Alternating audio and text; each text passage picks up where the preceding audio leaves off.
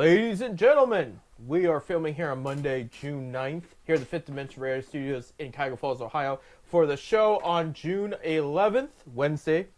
And you know, it's Wednesday on FifthDimensionRadio.com, 7:30 to 8:30 p.m. Eastern Time. You know what time it is, Bob? 10-cent beer night. 10-cent beer night, which, by the way, we missed the 51st anniversary last week. I forgot to mention that, of the real 10-cent beer night. Yeah. It was May 20. What was that? May June. 20, was it June? Yeah. I'm thinking Lenny Barker's perfect game was the 23rd. June, I think 4th it was. I'm pretty sure it was. I'm going by memory here. Maybe in June 5th. But it was last week. But yeah, the official sports show. 51 years, huh? 51 years since that incident. God, I remember that day. Well, I don't remember much of that day, but Yeah. The official sports show on FifthDimensionRadio.com every Wednesday, 7:30 to 8:30 p.m. Eastern Time. I do want to start on a positive note by thanking our 16,000 unique listeners of FifthDimensionRadio.com. Not necessarily all of them are tuned in 10-cent beer, but in general. 15,575 last week. Yeah, so it get closer to 16,000 there. No, that's awesome. Things have definitely grown here. Bob, you've done a good job. He runs the station. If you know, he owns the station. Well, Producer Bob. I run the station, but that gentleman over in the corner, he's the one that keeps it going. Yeah, he does. He really. We appreciate the Bobs. But yeah, I mean, the numbers have been very impressive worldwide, mostly in the United States, but. And just things continue to grow and get better around here. So it's like, oh my gosh. I mean, we had like 11 different countries. Yeah. U.S. was like 74%. Yeah. And like 18% was Canada. And the rest of them were like a couple 1%, 2% here and there. But we had a bunch of different ones. Good. I was shocked the logistics come out. Good. Yeah, good stuff. Absolutely. And then it's just going to get better. And of course, this fall, we've mentioned on here, Bob's mentioned it on Facebook pages, but we are doing high school football live broadcasting. The schedule is out. And it will continue to go out. And so, look, if you're a local listener and you're looking for a quick ad, don't feel free to reach inexpensive. Yeah, cheap. It's a great deal. It really is. They really hook you up, and half it goes to the school that's hosting the game.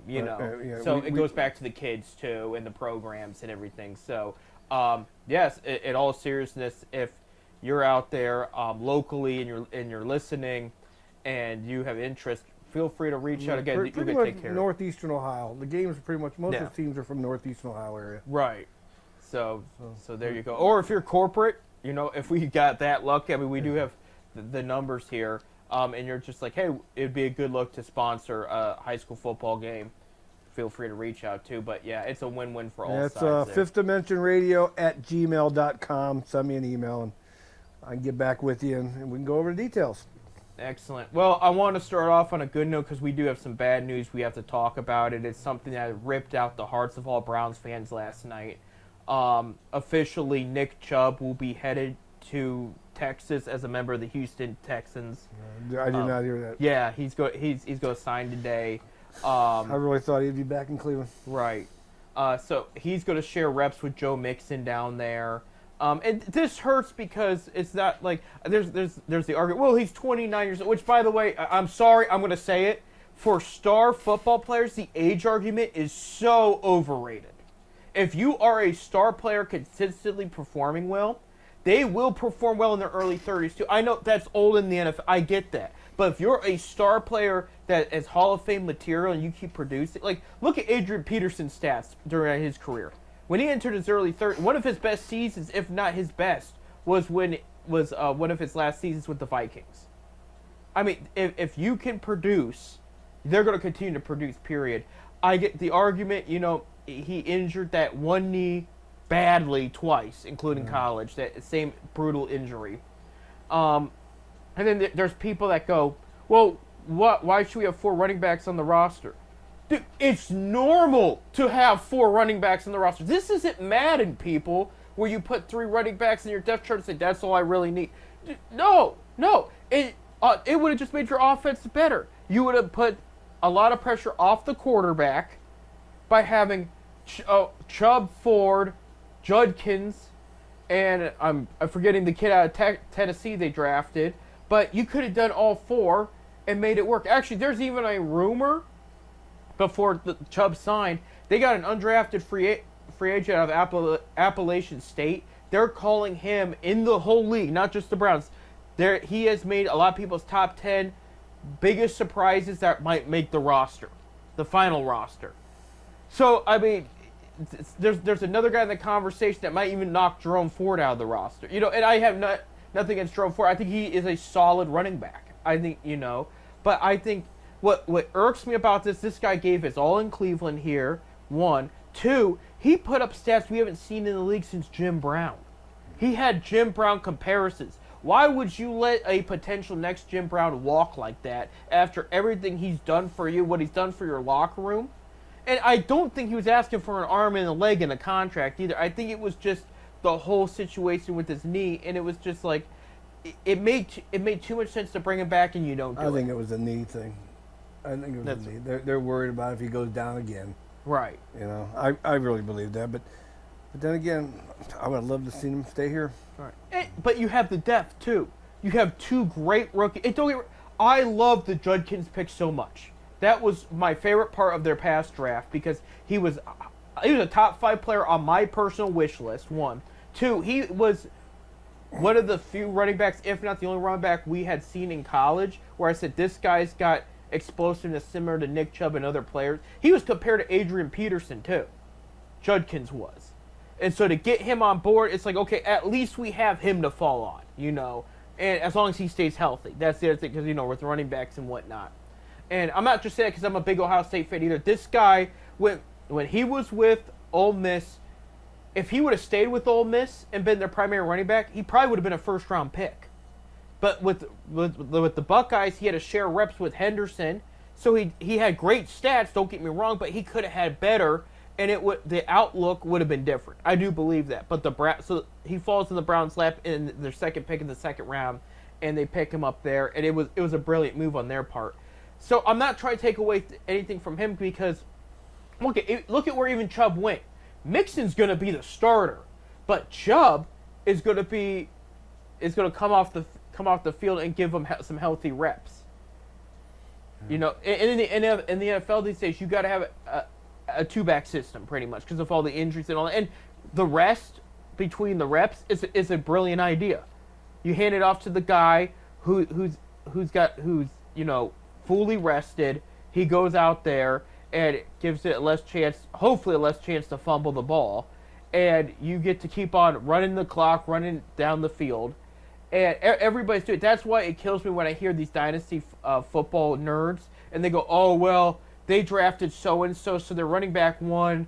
He might be irrelevant. No, they're doing what everybody else should be doing. It worked for the Browns when we had Chubb and Hunt. That was a perfect duo. And so people like to copycat each other in this league. Not as much as the NBA, but still, with all the injuries and how hard hitting the league is now, it's not what it used to. You can't really have the workhorse running back that's going to carry it 31 times. Right. So you bounce off each other, but you see the results, and that's what's going to happen down in Houston. I wish them the very best. I wish them best too. Do we play Houston this year? I don't believe no. Good. No. Good. I don't want them to see them coming. Usually when they come back and usually destroy. Yeah, they do, and we've seen that other ways around. Like an example is, if you remember Jamal Lewis being a member of the Cleveland Browns, he used to beat up the Browns as a member of the Ravens. He plays the Ravens the very next year. He beat the hell out of them. He had 4 touchdowns the one game. Mm-hmm. He tied the NFL record. I mean, my fear, Bob, and I have the team right now. My early predictions. I have the team winning 6 games this year because the schedule's really tough. I think you. I think you're going too many. You think I'm too generous? God forbid, they prove me wrong and they can go 0-6 first 6 games. Well, we'll see. I'm not going to say that doesn't happen, but I hate to say that, but you know I'm just hoping. I'm just hoping that there's a little bit of a spark with Flacco coming back in there. Right, Yeah. right. I'm hoping. I said here's something I'm not hoping for. Excuse me. I gotta rephrase that. Let's say hell freezes over. They actually have a good season, and they go in the playoffs. They don't get a bye, but they play first round, and it's Houston again. And Flacco does not have the greatest game, and Chubb runs all over him. That would be probably that would be worse than the last time Flacco took them to the playoffs and they lost against Houston. That would be my biggest concern there. No, this one hurts. I mean, we'll get over it. We'll find a way. I mean, and he didn't go to a division rival. There was rumors about that, too. So, I mean, he at least didn't do that. So, Houston I could deal with, but... yeah, I would hate to see him twice in a season. Right. In Cleveland. Well, they were talking about Pittsburgh, who caused the injury. You know, and who, by the way, Aaron Rodgers officially signed over the weekend. So, he's going to be their quarterback now. And so they made the joke. They said... out of all the teams in the AFC North, there's one team that their starting quarterback has not seen the Super Bowl. And that's Lamar Jackson of the Ravens.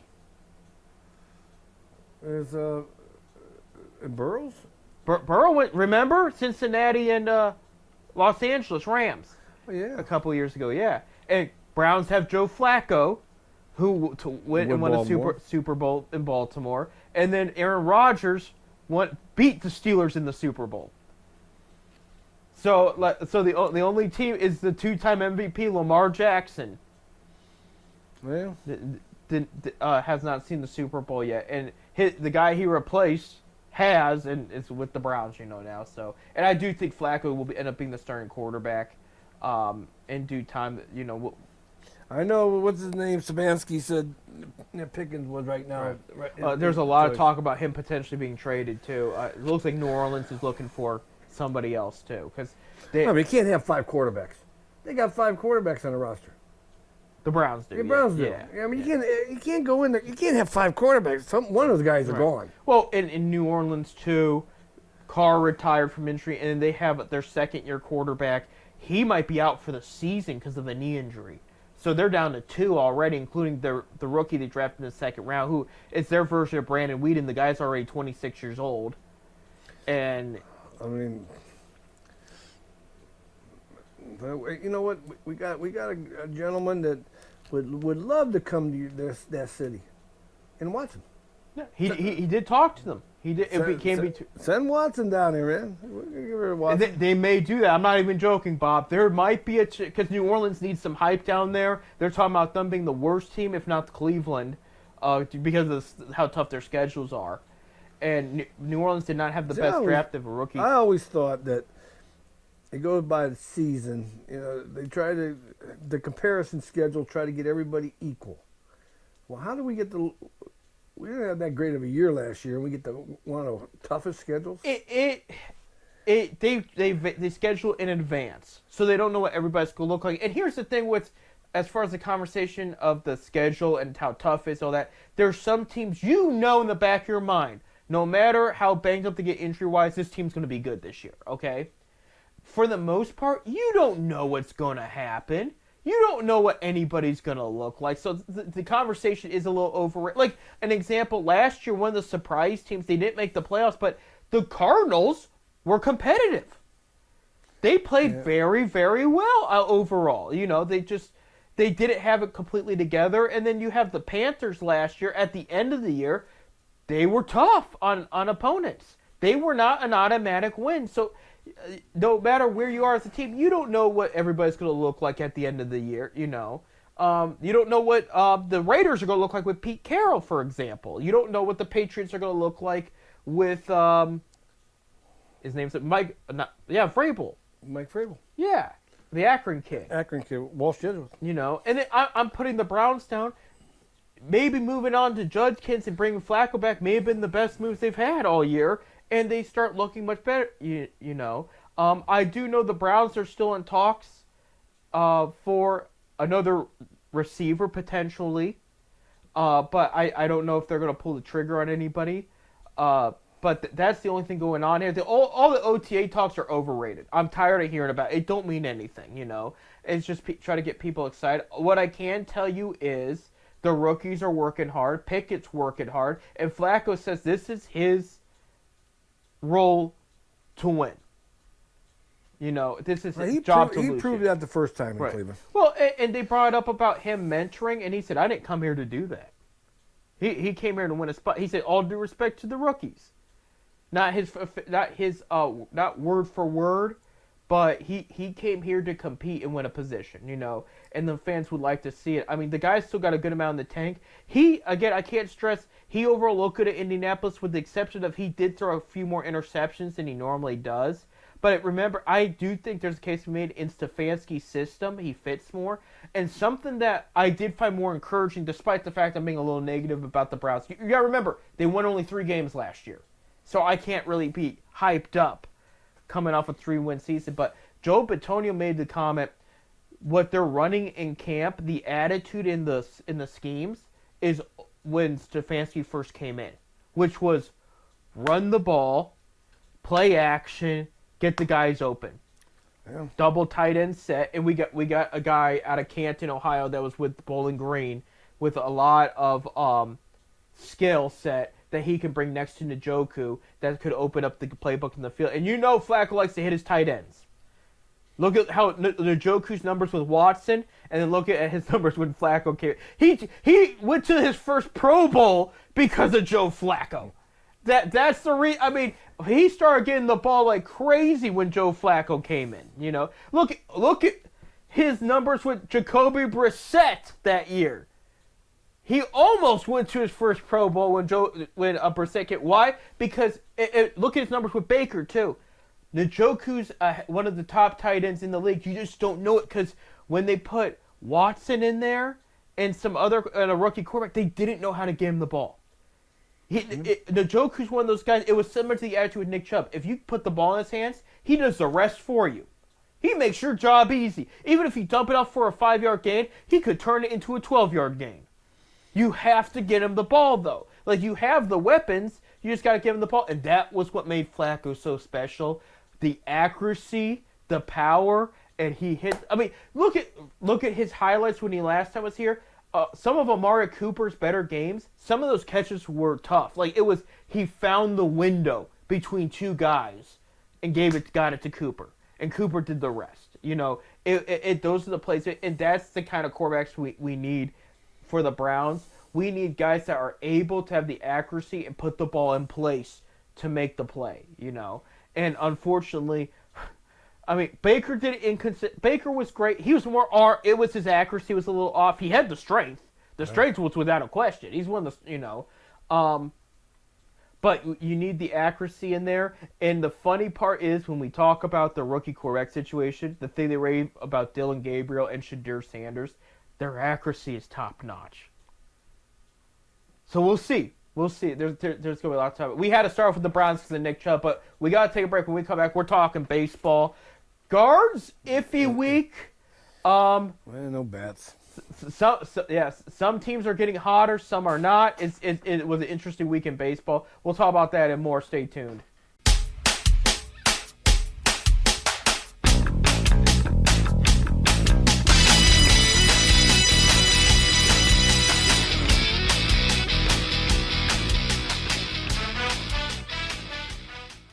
Welcome back to 10 Cent Beer Night here on 5th Dimension Radio.com. I'm Seth. I'm Bob.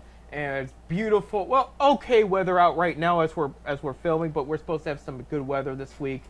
Summer's finally here in Ohio. I did go to the ball game last week in Akron with your brother there. It was Arrows night for the Rubber Ducks. Akron Rubber Ducks used to be called the Akron Arrows, AA affiliate of the Cleveland Guardians, for those that don't know. Ken Babby's got a good thing over there, man. He keeps improving that. I love the new scoreboards. The place looks great. Great. I did see they upped the prices on tickets a bit, which no complaint, because that also opens up the door for him to make more additions when he's having more money. The food's a bit better up there. They do have more craft beer if that's your thing. Beautiful day at the ballpark. We had a blast. We absolutely did. I'm not trying to rub in your face, Bob. I know you couldn't go, but I mean, to like, work. You know, some people got to work. We can't enjoy that leisure life you guys have. oh yeah, I know. But no, what a great outing. The team won. Overall fun game, a good pitchers battle there. Now, they were the Arrows that night. They were the Arrows. So it was an Arrows win. They had all the Arrows uniform. And what they do for the Slaves, Joe, for those that don't know, they were the Arrows from 97 to 2009? Something like that. What year did they go into? Was it 97 when they went to Akron? Yeah. Yeah. Because there was Canton Akron Indians down in Canton. Right. And the Arrows had won like 3 championships under that name, maybe even 4. They were really good there for a minute. And so they have Arrows Night once a year where they are the Arrows, and they announce it as the Arrows. They wear the purple Arrows uniforms, and they actually end up auctioning and selling off those uniforms for charity later. So that's kind of a cool thing too. So it takes the fans back a bit that were there the first time around, and they changed the name just to let the fans know this was going to be a different experience. Because at the end of the Arrows era, it kind of some fans had a sour taste in their mouths with what was going on at the time, but they still honor the name, and the mascot Orbit is still there.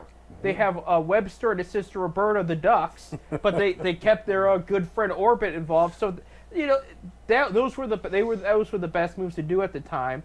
But what a fun outing! They aren't in town for another 3 weeks. Yeah, they're out of town for a while. At the end, the last weekend of June is when they'll be back. And you know what? I got to thinking, Bob, because my day job. I'm in the booking business, and about strategies to bring in Booking business. The Hey, best. Can I have a 5-to-1 for what's the Not that one. No, not gambling. Booking entertainment. I got to thinking because minor league numbers seem to be up, and Akron seems to be doing better than they have in the past. And I think part of it is instead of having those home, away, home series, you know how it kind of balances out like that. They're away for a while, and then they come back, and fans are like, look, they're going to be gone. They're not going to be back for a while, so might as well catch a game while they're here, and that brings attendance up. Yeah. Because they had a good turnout when we were there Thursday. And, Thursday's a hit or miss. It's a good turnout for the adults there, but there's always the kids. And I knew school just came out, so maybe more kids were there. It was, they said the final number at the end of the night, and I don't think they were far off. And, sometimes we laugh at it and said, how many people do you really think showed up here? But I think they weren't, they had a good turnout, and I'm wondering if them being away from a certain amount of time and then coming back, it has helped them. And the other teams as well. Well, I think, minor league baseball went to a thing that they play a complete series at home for a week. Right. They play 6 games. They're off on Mondays. That's travel day. Right. They play Tuesday through Sunday. All the minor league teams are doing it because of the fact it's cost cutting with the travel. Right. And so a lot of teams are doing that now. But I think it's resulted in possible better attendance numbers. No, you're right of how it's hit, but yeah, it's that because they're going to be gone for a week. yeah. At least 1 Well, week. yeah. In this case, it's 2.5 weeks. Yeah, but Yeah. So you're going to say, well, I'll have to get down there and catch a game because they ain't going to be back for another week or two. Yeah. A lot of people are doing that. I wish I could have came down that night. Was that the night that what's his name? Shane Beaver was supposed to rehab. He got hurt. He re-hurt himself. Yeah, he got delayed a game, and then they announced that they had to pull him for good. Yeah. So he did get hurt, so he wasn't able to do his rehab start. Friday night, and your brother took your nephew down to that one. My nephew Or his grandson. That's good. So yeah. I'd be his great uncle. Great uncle, yeah, great. So great nephew there. Hall of Famer Warren Sapp threw out the first pitch. So that was kind of, which is weird because he didn't play for the Browns or the Bengals, right? So this is just a Hall of Famer because they're close to Canton. Might as well bring a Hall. Well, he must have been in town down in Canton or something. Well, rumor has it he's hurting for some cash, so that may have had a hand in it. Like, I'll show up to minor league baseball games and do some autograph signings and whatnot. Yeah.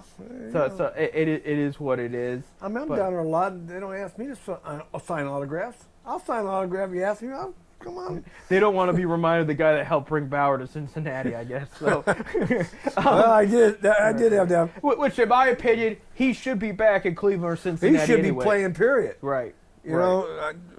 know. Whatever. That's a whole other situation. But hey, so if you're in the area and you're interested to go to the Rubber Darts game, it's a better experience. It's always been, even with the arrows and all the rumors, rumblings, and drama, it was still always a good experience as a kid because I was a kid during that time. Minor league baseball is great. Yeah, but at Akron, I will tell you, I was an intern with them in 2018. I did feel, because I used to work for a team called the Fort Wayne Tin Caps, single A of the Padres in Fort Wayne, Indiana. Okay, Tin Caps were rated in the top 10 of all sports in fan appreciation, like fan engagement, fan overall numbers, like high ratings, up there with the Cavs and the Spurs. Okay, they were one of the best in minor league baseball at doing it. After working with them and working with Akron, I knew there needed to be improvements. I'm seeing it right now, and I think they're doing a heck of a job. I really do. I think they bring a much better experience than when I worked for them 7 years ago. And I think that, and I'm not trying to kiss up, or I love the team being there. I want good attendance. And I really think, especially, minor league baseball is better for the family. That's not a knock on Cleveland or any of the pro teams, but it's more serious with the major league level, because like if they were to lose, you go, oh my gosh, I spent all this money, we had a good time, but they didn't perform. And if Akron loses, you kind of go, it stinks, but oh well, the kids had fun. We got ice cream. It's reasonable price. Yeah. Minor league baseball is reasonable price. Right.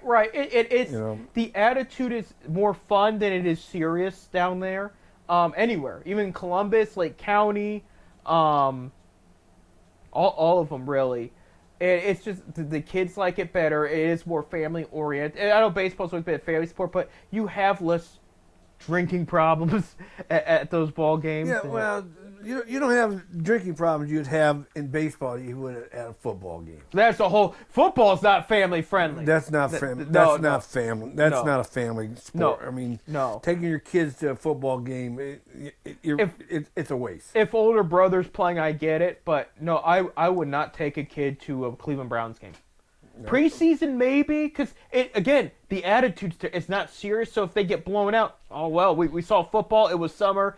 It was warm out. It was a great time. Because I've been to plenty of Browns preseason losses and walked away having a great time because it didn't mean anything. But go to one where they lose regular season.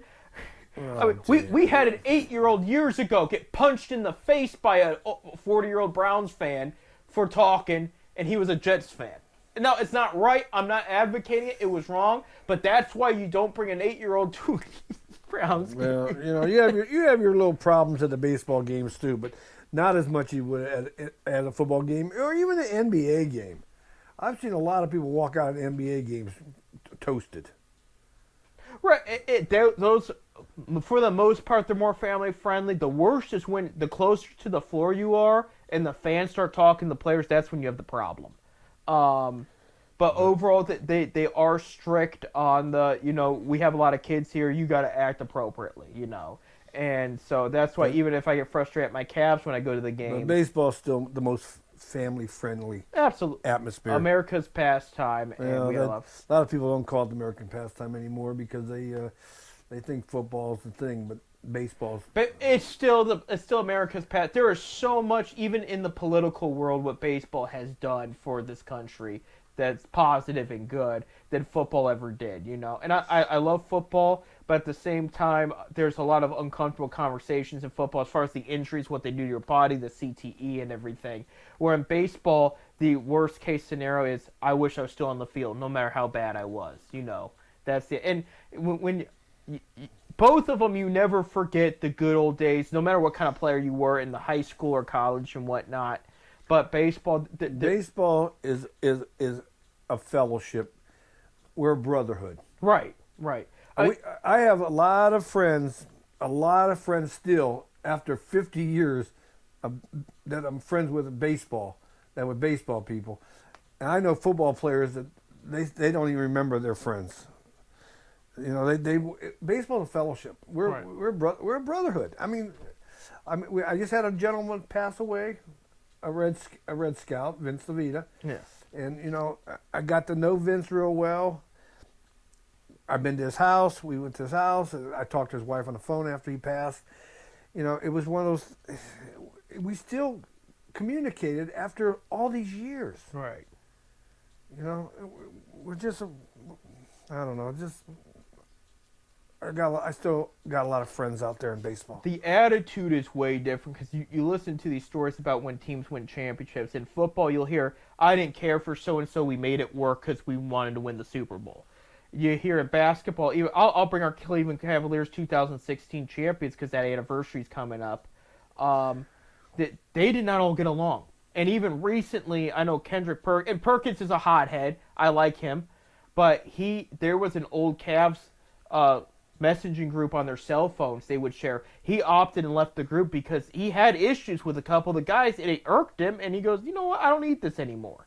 And he just walked away. And you did hear stories about, you know, Kyrie Irving did not, he liked the guys, but he didn't always get along with them, but he made it work. In baseball, you hear these World Series stories, and you have people from different backgrounds. You got teams like, look at Cleveland and all the Latinos we have in Cleveland among the other backgrounds. You look at the Dodgers and all the Japanese players they have and all the different backgrounds there. And they make it work. They love each other. They talk about everybody gets along. Their Everybody World gets Series along. champions and how everybody had their back and how and all the great stories that came with it, and that nobody got weird when it was all said and done.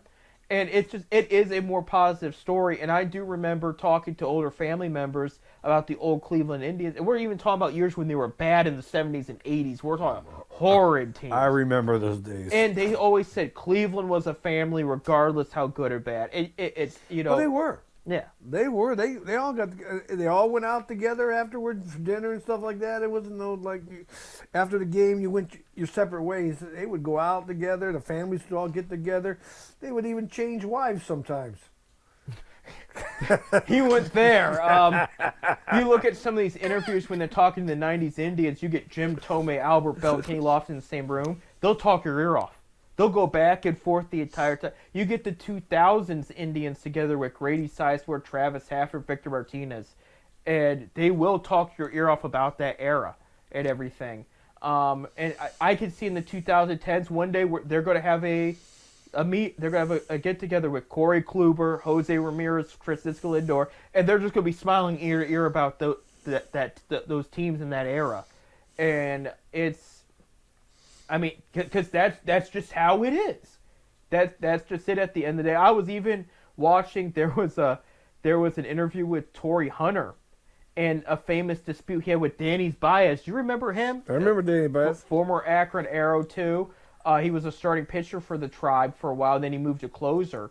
And there was an incident where he hit Hunter. Hunter almost charged him. It was an ugly outlook, and Hunter said he would have got it had he come at me, but he said, however, he said, Danny's came up to me after that inning. He apologized. He said, I'm not that type of player. I'm sorry if it came off like that. And I want to let you know that I would never intentionally do that to you. And he said, to this day, he still talks to him, and he says, he's a great guy. Yeah.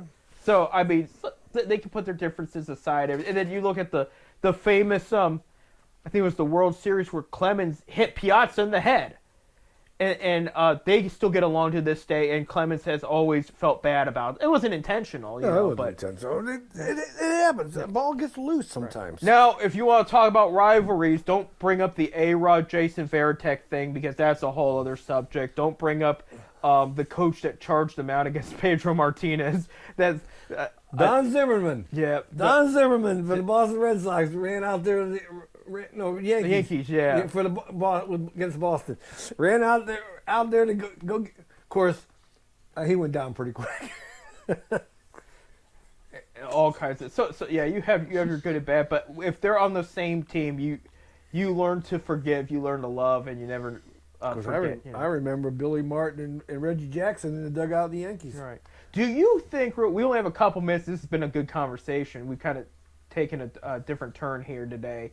But do you think part of the reason baseball is the way it is in those relationships is because of what it takes to get to that level and the fact that they were all on the same page to get, it's not like you're drafted in the NBA, you're automatically on the roster. You just got to prove yourself and play out there as prove the hype. Same thing with the NFL. In baseball, you got 3 years of minor league, and at least It's that moving up. It's that growing up. right.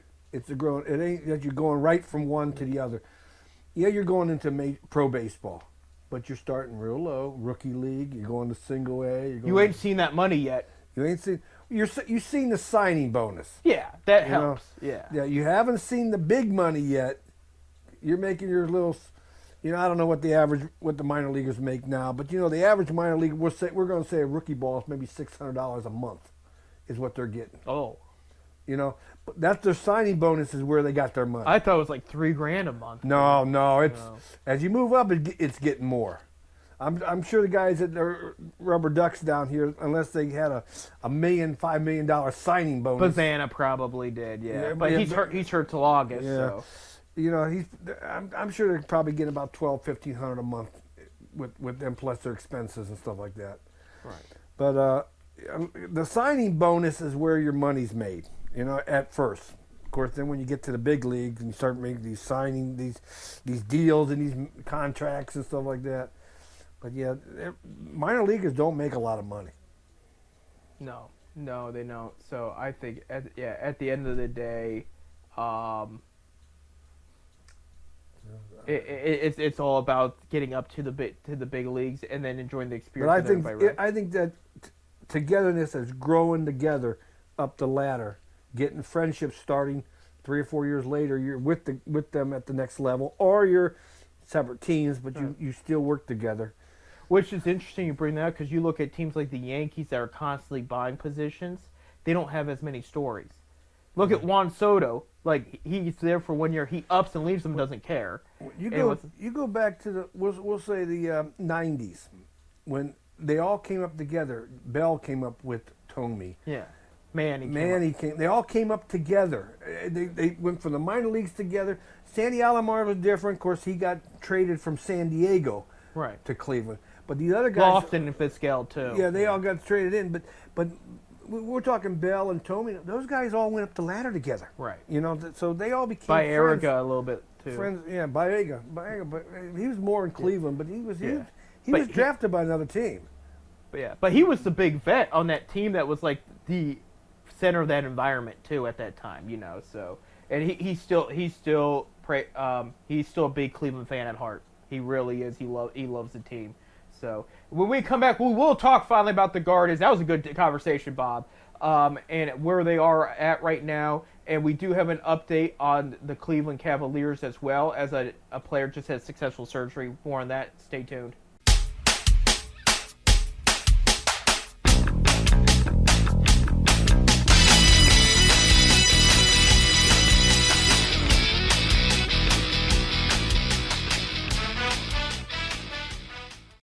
Alright, welcome to our last segment of today's 10-cent beer night of FitToVentureRadio.com here at Cuyahoga Falls, Ohio. And I'm Seth. I'm Bob. Just a real quick NBA update. Thunder won last night, so the series is tied at 1 apiece there. I know the game one, Tyrese Haliburton hit another game winner. The guy can't be stopped at times, I guess. So that series is tied at 1, so we'll see what happens there. I was talking to somebody in Oklahoma City recently, and everybody's excited down there. Just a quick update on the Cavaliers, not much there because, the things that just ended.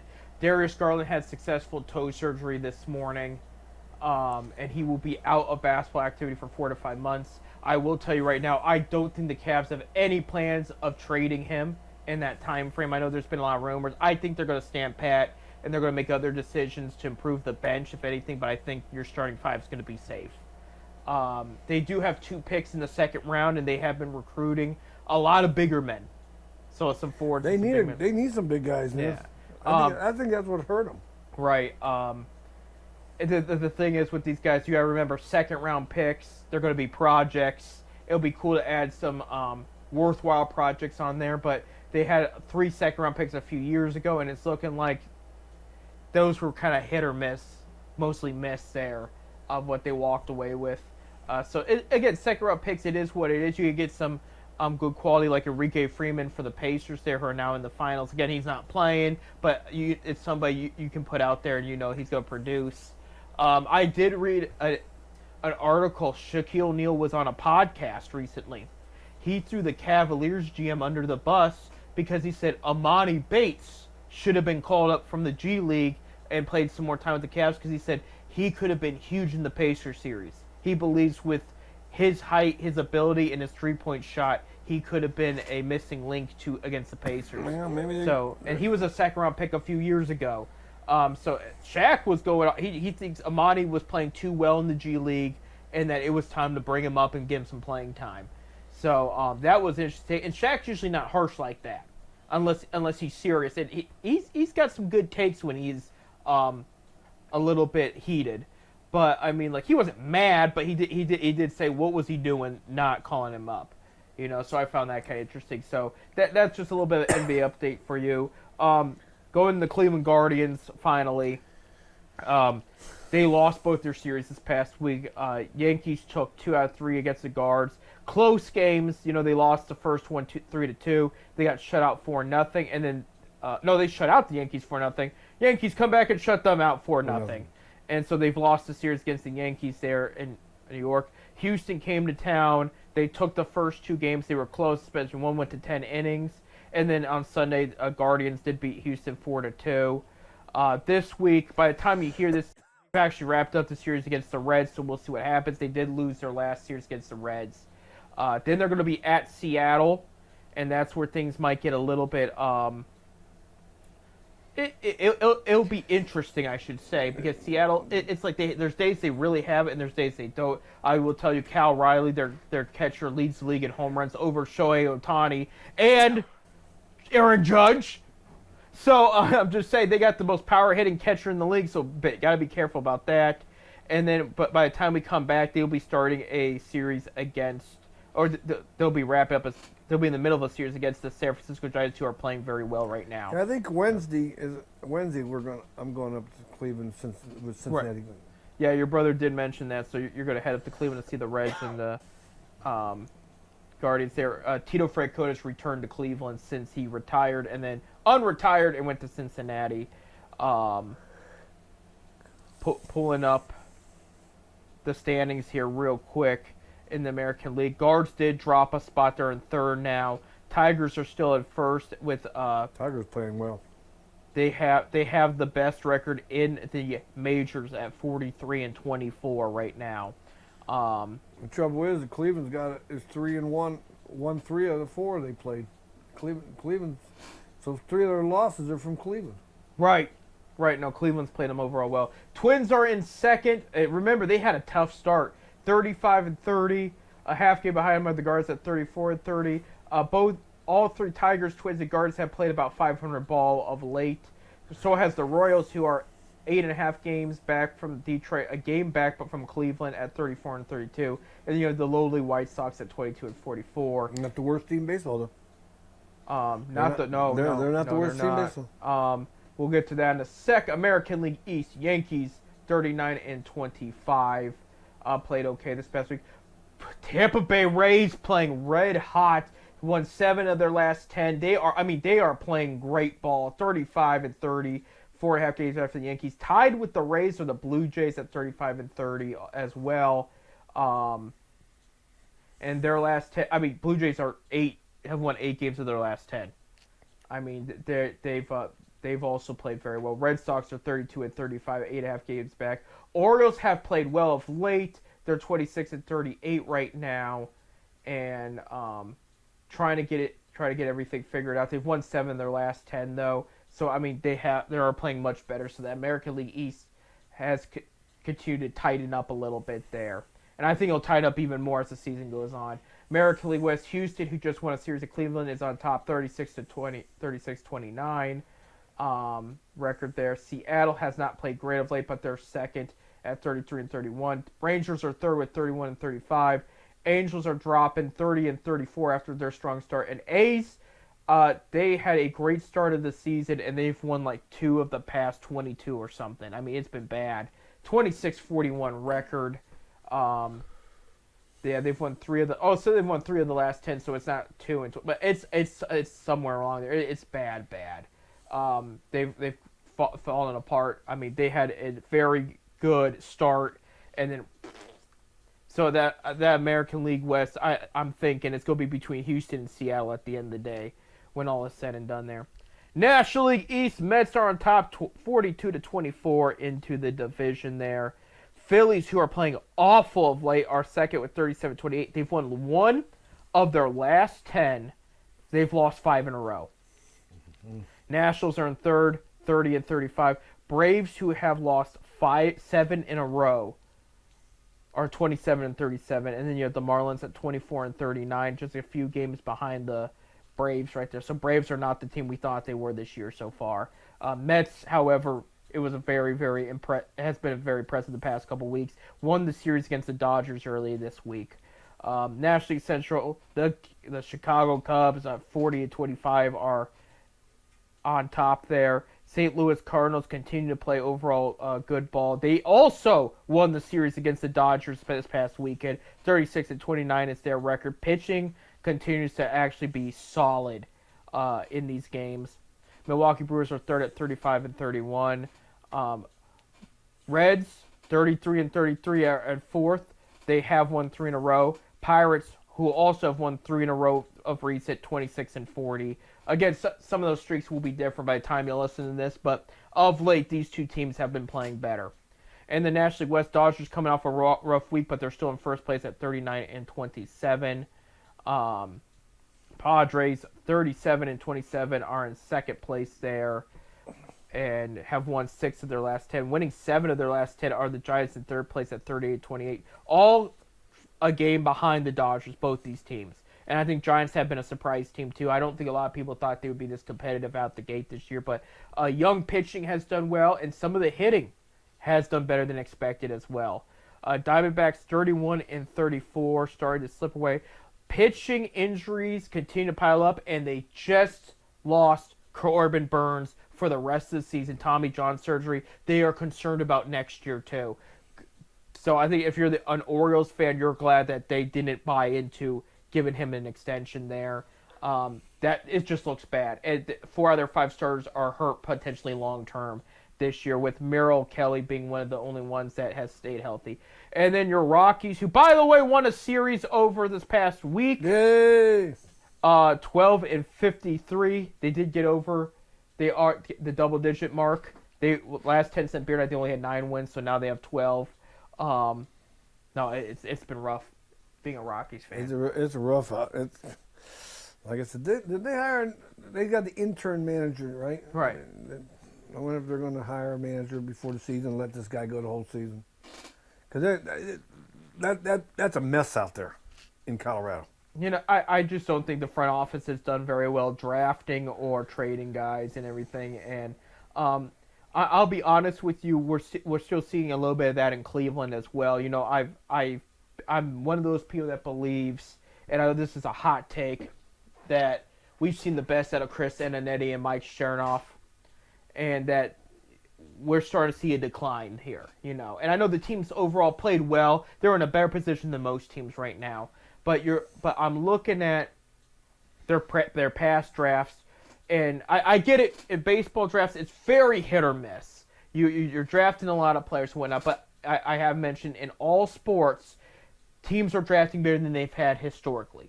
Okay, even your worst drafting team, your cursed teams, our Browns are hitting on more picks than they've had.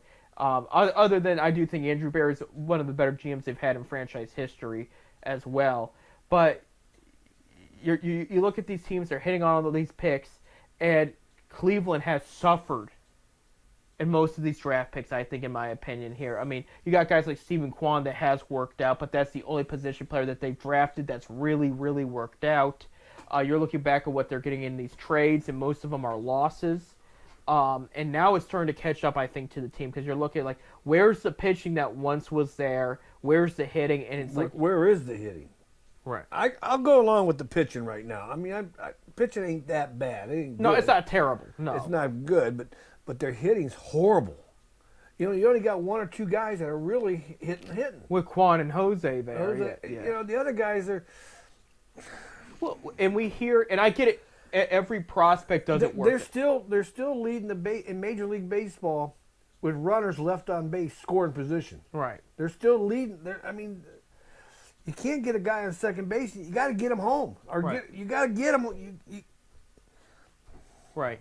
And I'm looking. You know, you got a lot of these prospects. I get none of them do work out. I could go on. I could write a book on the Mark Shapiro era on prospects that panned out, prospects that didn't. You know, for example, I'm wearing an old Michael Brantley shirt. In that CC Sabathia trade, Matt Laporta was the big name. Laporta did not work out. Right. Unless you're an Akron Aeros fan, he helped them out big time one year. But he didn't pay up. But Michael Brantley, the player to be named later, he definitely worked out, you know. And so it happens, but we should never let him go to Houston. No, he wanted to stay. He was willing to make it work out, and that's a whole other story. But you look at these prospects that they're preaching about for the past 5 years. It just isn't working. Tyler Freeman was so-so. Brian Rocchio, I always butcher his name. He kind of lost his position there. We are hearing more about Jorge Valera. I don't know if you remember that name. Outfielder. He's been with the Clippers for the past 4 years. They kept raving about this. Is like they were talking about him like he was like Manny Ramirez. And he still hasn't come up because they just are not comfortable putting him out there. And that tells me something, you know. But, like, I get it. Like, well, if you've been in AAA for 4 years and you have not been called up yet, something's up. Right. And then I see, you know, I see guys like Matthew Boyd with now the Cubs killing it. They traded Josh Naylor, who's one of the best overall hitters in the league right now. And there's talks about, because Diamondbacks are slipping away, they're talking about flipping him for more because they like him, but the team's not playing well. And you know his brother, though, got more home runs than him. Does he now? Yes, he does. I didn't see that. I know, but overall, Josh he's hit batting over 300, and he's playing very well right now. And that's a bat they probably wish they still had. It could have extended too. And it's like you just see, because you just see the inconsistency, and you know it's a red flag. When is it going to get together? And I get the other thing too is they traded for Lane Thomas. He's hurt. They're trying to get him back on board, because when Lane Thomas is at his best, he's a great hitter. He's a great player. Just overall, there's too much question marks for a team that's this competitive. And I think we have to ask ourselves, is there long-term adjustments that need to be made to prevent this? And that's the reason why, like, I'm tired of hearing about the praise of this front office. I know they've done a good job. People would kill to have the history and the success this front office has brought. However, it's not always resulting in tickets, and it's not resulting necessarily in merch sales. And you're wondering if you see this team and they slip to third place. Big deal. They're tied with the Twins right now, but it's only a matter of time before Kansas City heats up as well. You have Detroit as the best team in the league. You're not guaranteed a wild card spot here. Especially when you have the American League East as good as it is right now, you know. You have a better chance being a second, third, fourth place in the American League Central and get a wild card spot than a second place in the American League West, for example. But with all these other teams in the American League playing well, you know, it's only a matter of time before your inconsistency catches up with you, is what I'm trying to say. Yeah. And so there needs to be different measures taken if they are going to find that how should I word it?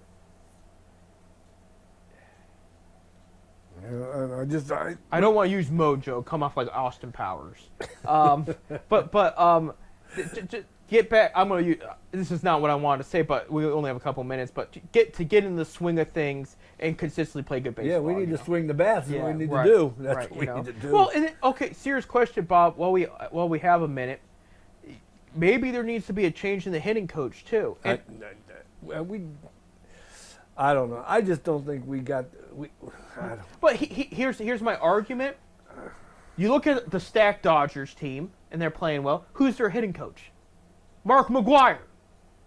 You look at the Marlins team; they're last in the National League East, but they're a good hitting Would team. Jim Thome come here? It won't be. I'm not saying Tomei. I mean, you're talking about, these guys are home run hitters. Mark McGwire was a power hitter. Barry Bonds is in Miami. Miami's not a bad hitting team. They're not a great overall team, but they're not a bad hitting team. Travis Hafner's done wonders in their minor league system. Well, Can we bring him up already? Could he be the new hitting coach for Cleveland? There was a TikTok video I was watching the other day. They were making a case. They said Hafner was one of the most underrated hitters of all time. They said look in the late 2000s when he played, he was he was a top 5 hitter the entire time he was in Cleveland. Okay, maybe not the first 2 years, but his last 4. I like Travis Hafner. He was incredible. They said he was overlooked. I watched him in 2018 take that Akron Rubber Ducks team that was struggling at the plate, turn them around in a week, and they never looked back. They went to the championship, they lost, but their hitting was atrocious there for a minute. Manager who is currently Tony Monsolino, who is now managing the Baltimore Orioles, asked him to come on in. We saw a world of difference. Understand, one of those players, Bobby Bradley, was the only one that saw some time in Cleveland. The rest didn't. But you saw the change because he's going one by one, working with them and showing what they need to do, and you saw a difference instantly. Yeah. What's the argument? Great hitters can teach in this game. I'm just saying, and I get it. We had Eddie Murray at a time. It didn't completely work out years ago. So it does happen the other way. And he gets replaced by Shelton, who got fired, by the, Pirates, or I think it was. Hey, before we go off the air here. Yeah. Friday and Saturday is a state semifinal baseball. We got 4 area teams that are in the state finals. Right. You got Walsh Jesuits in Division 2. You got Berlin Highland of Holmes County in Division 4. And you got 2 teams in Division 5. You got Lake Center Christian and Waynesburg down in Wayne County. So they got the state semifinals are being played at Thurman Munson Stadium down in Canton and Canal Park. And on Saturday and Sunday, the finals will be at Canal Park, all final. This is the first year that we've had 7 divisions. Baseball's always had 4 up until this year. So so we're going to have 7 7 state champions after Sunday in the state of Ohio. So there you go. Well, good luck to all those teams. Good luck to all you young men out there playing the great game, and we wish you a healthy outcome no matter what it is, and that you enjoy yourselves out there. Be safe. That will do it for Ted Set Beer Night here on FifthDimensionRadio.com. We'll be back next week. We'll talk about the NBA Finals. We'll talk about the Guardians. We'll talk about whatever's going on, and because we got an NBA offseason around the corner, so there'll be a little bit more outside of baseball to talk about soon. That and more next week. So thank you for tuning in, guys. And I'm Seth. I'm Bob. Thank you, producer Bob. Go Guards.